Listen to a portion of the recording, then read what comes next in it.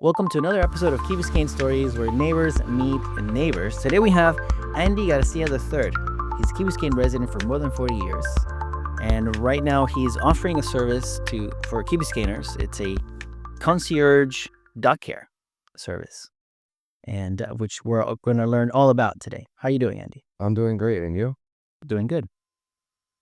So tell us, how did this concierge dog care service start?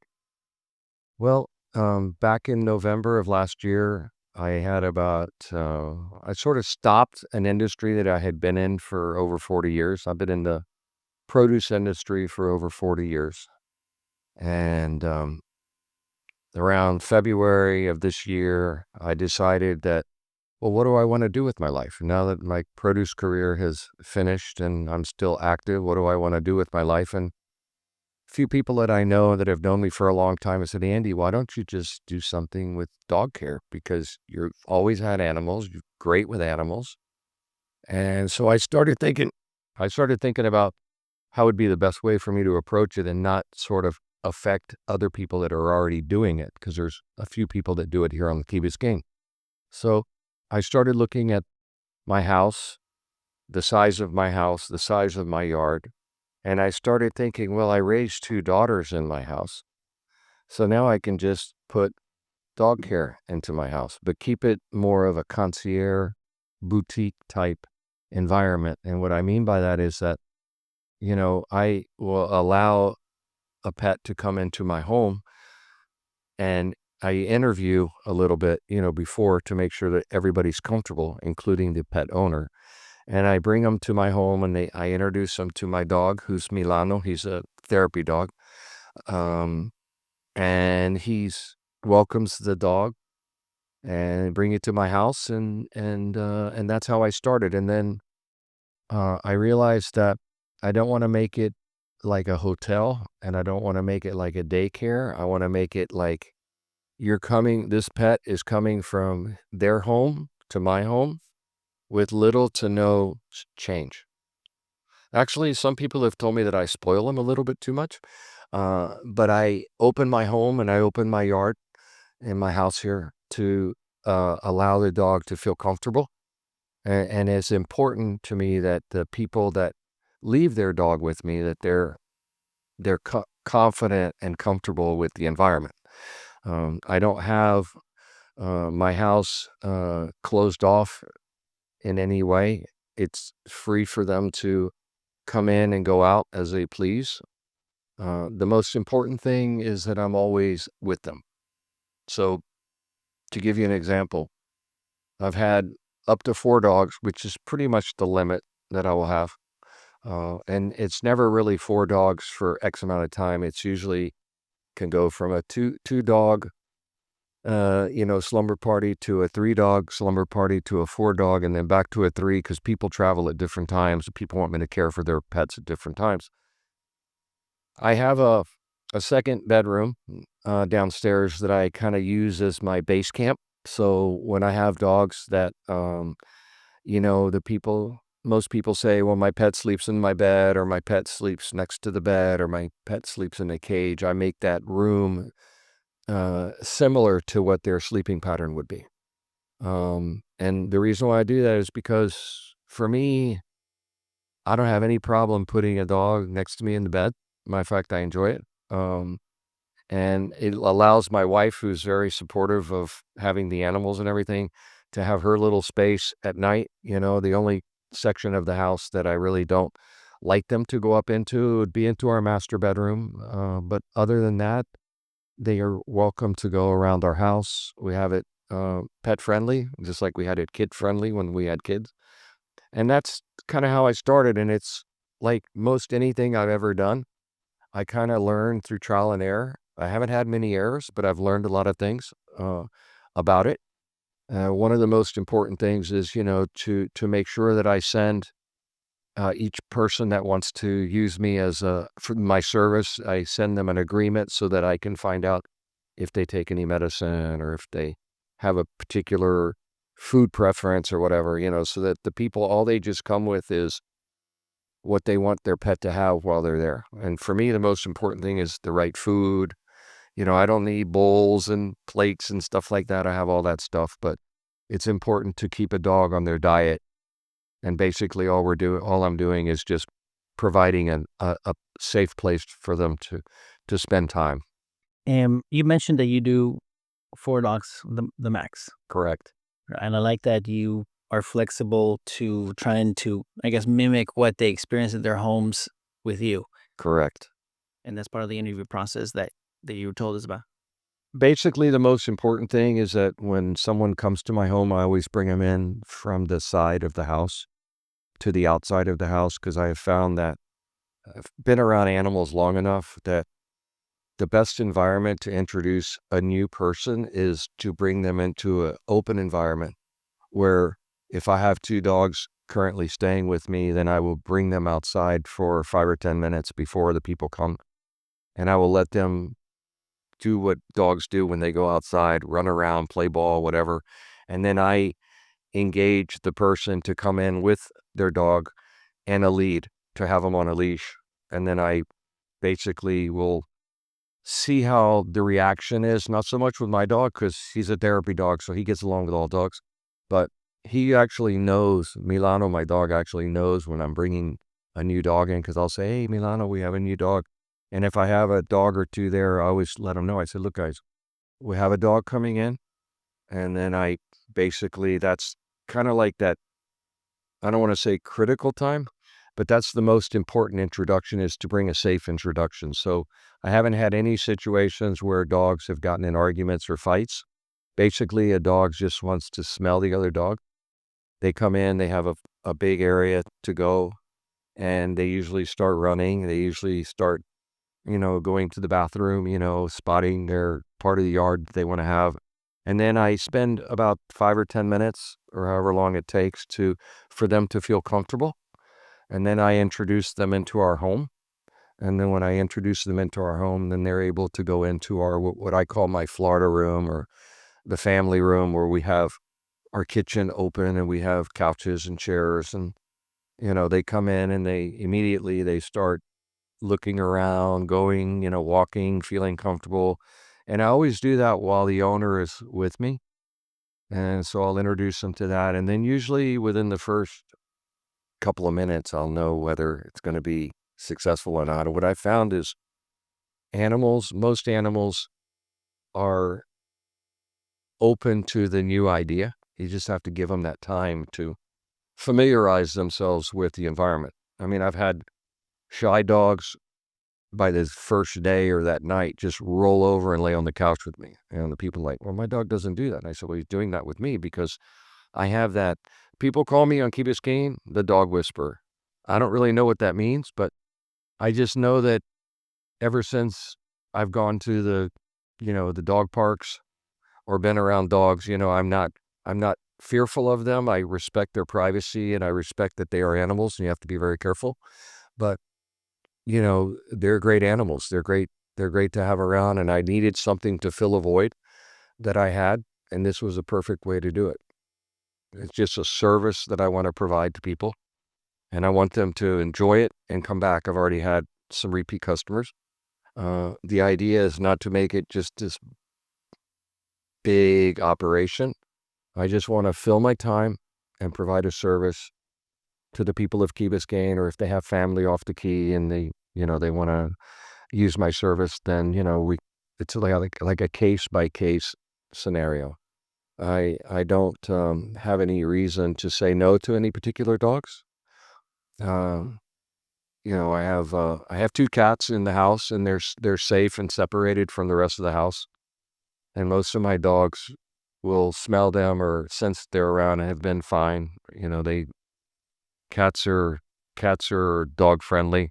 It's just I give everybody, the people that decide to consider using me, I tell them pretty much that I have 2 cats, that I have the house open for them. I have the house secure for them on the inside and out.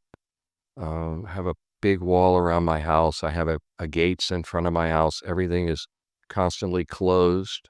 Me as a child, my first dog I lost because he got out and he got hit by a car. So my recall And my thought process whenever I think about dog, whether it's my dog or another dog, or I hear about a dog getting lost, is not that they're going to run away, is that they're going to get hit. So I'm always very conscious of my home and it being, there's no way they can get out. There's absolutely no way they can get out. And I have a swimming pool, so I always let people know I have a pool. Does your dog swim? Is your dog afraid of the pool? These are things that I tell people. It's important because people have told me I have a dog that doesn't swim, and then next thing you know, the dog's in the pool and wants to swim. And I have other people say, I don't know. And so I kind of just play it, just kind of see how they do. I don't force them in the pool or out of the pool. And I just have that option for them. So it's like, a concierge boutique style life, Uh, it's important that you can travel. I know that when I have dogs, especially when they get older, if I want to go some places, well, what do I do with my dog? What do I do with my cat? And so for me, it was an easy transition to think, okay, this is what I like. I'm good with people. I'm good with dogs. And let's just go and roll with it. And that's kind of how I just started the service. And I've enjoyed it quite a bit, to be honest with you. It brings me a lot of joy. What's the best way for people to work with you or to know if you have availability? I have a flyer that Karen Levinson made for me. She does a lot of flyers for people on Key Biscayne, and it's just basically has my phone number and my email address and a picture of me, my dog, and me. And I prefer somebody to call me and say, hey, I'd love to consider. I'd like to meet you and see what you have to offer. To me, I don't ever like if somebody sends me a message and says, I need to leave my dog on such and such a day, and how much do you charge? I typically will not respond to somebody like that right away. I will usually just say, well, when are you traveling and when can you come by? Because it's not the fee that I charge or the service that I provide. It's, I want them to be able to see what their dog is going to experience. To me, it's very important that they see that I'm not a hotel. I'm not a 9 to 5 operation. I'm a person that's going to be with the dogs almost 24 hours. And if I do have to leave my home to go to the grocery store or to go to the bank or something like that, I have a safe environment where I can put the dogs. I don't let them have free reign in my home if I have to step out. So, they're safe in the big area and they're safe in a more confined area if I have to leave. But most people that know me will or have seen my flyer, put it in next door. You're going to put something now. That's the best way to reach me is to just call me or, I'll share the flyer, with you if you want. And then that's the best way to do it. And I don't travel very much. I'm pretty much a homebody. So, I'm if I could have customers know that they can count on me during not just the season, the peak times, Thanksgiving and Christmas, but if they have somebody that they could bring their dog to on a daily basis. I have one dog that comes Mondays through Thursdays. She goes to the University of Miami Law School and she doesn't want to leave her dog in the house. So I have this dog. He comes in the morning and he stays until the evening, and then I have a few other dogs at the time. So, it could be 3.5 dogs if you consider a day dog. So yeah, it's kind of like I'm still kind of just rolling with ideas. The one thing I don't anticipate I will do is make it a big business or anything like that. I want it to be manageable, that I can manage it and that the dogs are comfortable. So let's say I meet you, I reach out, I meet you, I do the interview with my dog, we do the walkthrough, and then the next day I leave you the dog for a day because I'm traveling or whatever. How does a day in the life look like for my dog? Well, typically the first day, if it's one day or whether it's a couple of days, is I bring the dog again. I introduce them outdoors so that they can have some water and do what they have to do, and then Usually like the next day I'm an early riser. So a lot of times when I get up early in the morning, I will get up like whether the dogs are awake or not, and I'll go make a cup of coffee. And usually the dogs will follow me. We go outside, we sit out in the beautiful early day, 5:30 in the morning, 6 in the morning. Dogs love to be out there at that time of the morning. I have landscaping, lights, and I have a pool light on, and it's just a great time. And I will stay outside for a time, and then usually I will go into their feeding schedule because my dog has to eat too, and my dog eats twice a day. So if their feeding schedule is a specific time, then I try to get somewhere around that specific time. And one of the things that's the most important thing about when it's time to feed a dog is I have them separated. I can tell right away some dogs could be the greatest dog in the world. And when it comes to your food or a toy, that's why I don't recommend they bring toys to the house. Let them keep their own toys there. Let me use my toys. Is I always make sure that I'm in the area and separating dogs. If I have to put one dog in my utility room and let him eat first or her eat first, then if that's the most aggressive dog, because I've had some that are aggressive about their food, then I will feed the more aggressive dog first. And then I will bring that dog and remove that dog from whoever other dog I need to feed, whether it's my dog or whether it's two other dogs. I make sure that there's not, my eyes are always fixated on that. To me is the hardest part. And then I just go throughout my day. If I have to do something outside, I like to spend a lot of time outside with the dogs. But obviously in the summertime, that's less. It's usually early morning and then a little bit during the day so they could go to the bathroom or whatever. I spend a lot of time inside. We watch TV, we hang out together.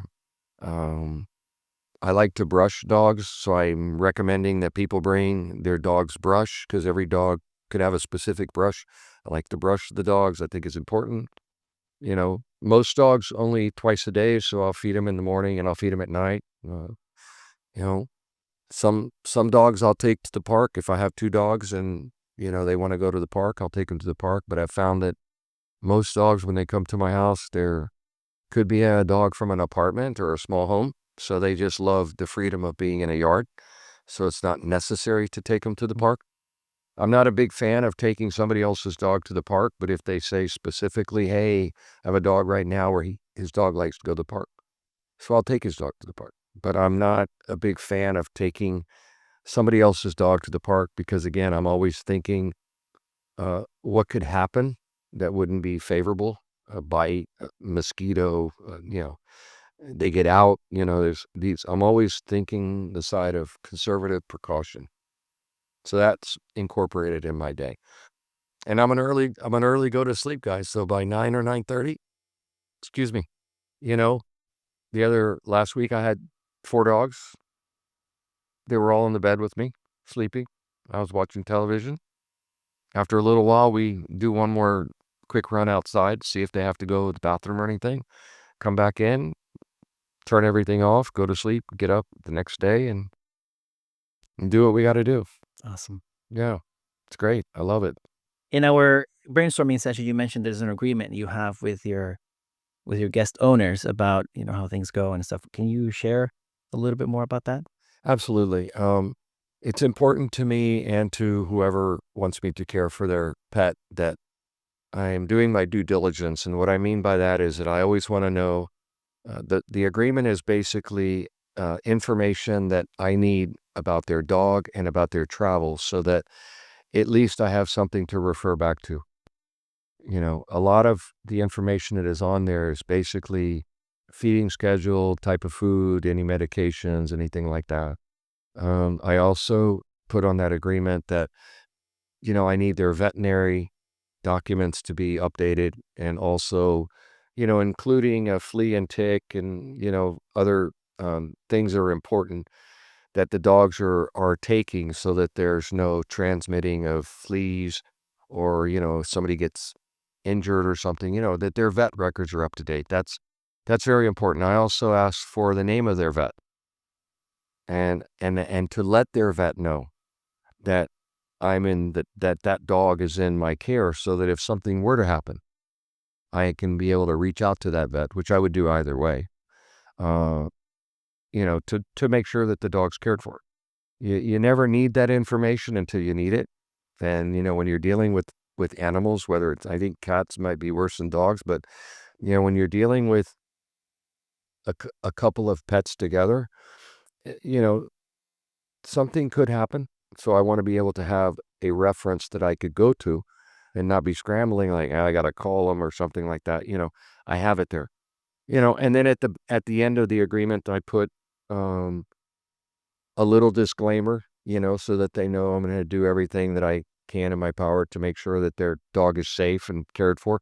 And then I have a little place where they can sign and I can sign so that it's just, they know that I'm interested in that information so that that part is out of the way. I bring it, I have a book, I file it in a book. And then when the dog is getting ready to come, because I have people that have booked for the rest throughout the rest of the year, I go back and I look, okay, what's his feeding schedule? What's his breed? What's his race? It just gives me something to refer back to so that I'm not scrambling. I have an idea of everything before they get there. That's important to me. Yeah. And it makes sense. And it formalizes the process as well. And Yeah. it's Mm, very professional to do so as well. yep. Hey, I really want to ask about Milano. You mentioned that he's a therapy dog at the beginning. Correct. And can you tell us more about that? So therapy for others, of course, as you mentioned before. Correct. Do you take him to do? How does that look like? Well, basically what happened was, when I finished my produce career back in November, we adopted Milano. He's a Spaniel, King Charles Cavalier. He's a tremendous breed. I've never had a purebred dog before. So I just had this vision of, when I used to go to travel a lot and I'd see these therapy dogs in the airport. So I started doing my research and I started looking around and I found a company called the Alliance of Therapy Dogs, which is a registered, one of the older, therapy dog, nonprofit, um, places I could go. And I asked them for the process. And so basically Milano went through a series of evaluations to basically make sure that he's good around other dogs and good around people. And it's not a difficult certification to get, but it's something that he has to earn. And the reason why I wanted to do that was because he's such a great dog. And I think all dogs are great. It doesn't matter the breed. Some dogs are meant to be giving, therapy to others. Some dogs just give us therapy, you know? Mhm. So I started doing it, and I went down to a couple of assisted living facilities down in Cutler Bay where he was evaluated. And then once he passed his 3 and 4 evaluations, I was able to register him as a therapy dog. And then my next question was, now what do I do? So I reached out to the Alliance of Therapy Dogs and I said, look, I'm in Miami and you know, now what? And I started getting calls from a company, association called Heel to Heal. They're the people that go into the airport and do therapy stuff in the airport. I have, South Miami Hospital calling me to meet with Milano. I go once a month to the Coconut Grove Library and I spend an hour. It's called Furry Tales, where the kids sit down and read to Milano. And then I also have gone to the University of Miami, to spend time on the campus with our dogs. And it's not just me, it's usually a group of dogs. And just last week, I went to Coral Gables High School and hung out at the lunch hour with the young adults, I guess we should call them, right? High school young adults. And it brings me a lot of joy to provide that service because I know me as a person that always had a the dogs always had a calming effect. I mean, I'm a very like high maintenance guy. I basically like the Energizer Bunny. I mean, I go hard. My batteries wear out and I fall asleep early, but I'm going hard. I'm not a sit around kind of person at my age. You'd think I'd be doing something else, but I like to be active. I like to be providing that service. So it's been great. I mean, I've been doing it. I think now for about 8 months or something. I think he got certified in May or June. And I have a lot of things coming up. Next week, I get to go to take them to a school that is maybe children that don't have parents, or it's almost like they are in need of some love from a pet, so I just look at the events as they come up, because now it's a lot of people are reaching out to me, and I say, okay, I have have my concierge business, so that's like my priority, but a close second is to stay active in this volunteer work with my dog so that he can, get out of the house. He needs a break too from the dogs, and get out of the house and go spend time. And, the people are, I mean, the dog has nothing to do with me. Milano's therapy skills. That's just the breed. He's just a gentle dog that loves the human interaction, whether it's an elderly person or whether it's a young child. A baby was walking up to him yesterday and he just sat there, you know. His breed is wonderful for that. So I've been fortunate. Out of all the dogs I've had, I finally now have one that I can actually provide a service to whomever needs it in the therapy world. It's a labor of love. And it's keeping me from just basically missing the industry that I've been in for so long, because you know that that that kind of stopped in November, and I missed the mentoring side of that industry. So this is kind of a healthy replacement to that. I mean, that's basically why I'm doing it, and it filled a void. 'Cause you said 40 years in the produce. Over 40 years in the produce industry, yeah, Okay. in sales, yeah, yeah. I mean, it's a great replacement to do 40 years in the produce industry, and then now dedicating, I guess, your free time to the Yeah, passion of yours yes, to yes. take care of dogs. Yeah. I've always been the kind of person, and I always group everything. I mean, like what I'm doing with my dog care service is is a lot how I manage my customers in the produce industry. You know, I am not a one sale, one person, one dog person. I would rather have less dogs or a manageable amount of pets in my home often. Like, the important thing to me is, hey, you want to take off for a weekend or you want to go away? Not just in the holidays and stuff when it's busy.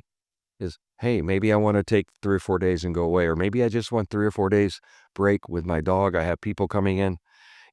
These are the customers that I want. I want repeat customers. I want repeat dogs, because as I get to know the dogs more and more and more, then maybe I can do a little camp here and there, and bring 6 or 7 dogs for 2 hours.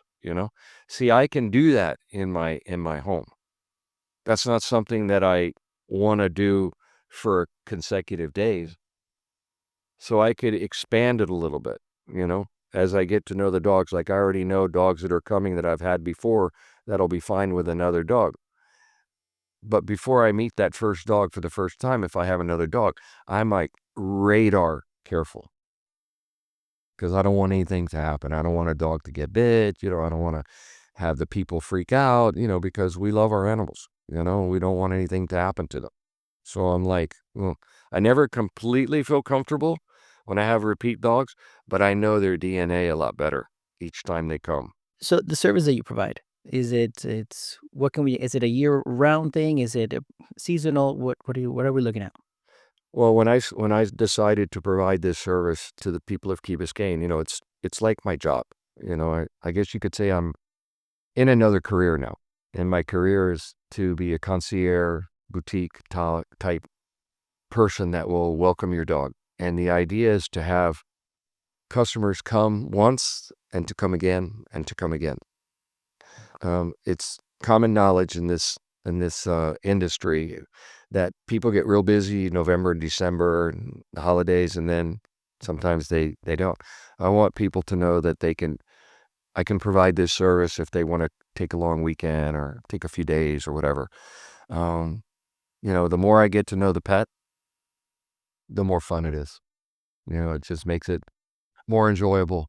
And I would not rule out down the road, because it's relatively something new for me over the last 6 months, is that, maybe down the road I offer a little day camp, in my home, where I can bring 5, 6, 7, 8 dogs and let them jump in the pool. Maybe I'll do a pool day and maybe I'll do a non-pool day, because some dogs swim, some dogs don't, you know, and do it for 2, 3 hours, something that's manageable where I'm going to be there the whole time.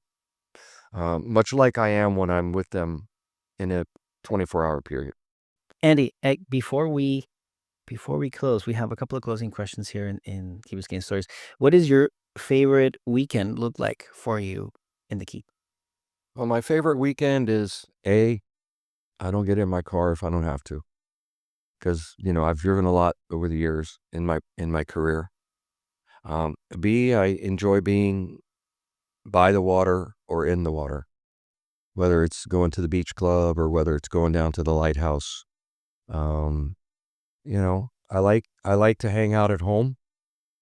I like to go to the park, dog park. And earlier on, it was kid park. Take my kids to the park. So a weekend for me is just basically to spend time on Key Biscayne, try to get close to the water. I mean, I love the water. That's why I'm not a fan of seaweed season, because that affects my ocean time. Love to spend time in my pool. Love to have a dinner with my wife, maybe support another restaurant, one of the restaurants here that we go to. Just kind of stay in the area of Key Biscayne. Andy, thank you so much for joining us on the show and telling us a little bit about you, a little bit about what you're doing, and your story with your service. And thank you for providing a service of using your spare time to do this, to help your neighbors. But it was great to meet you. Thank you for coming on the show. Thank you for having me.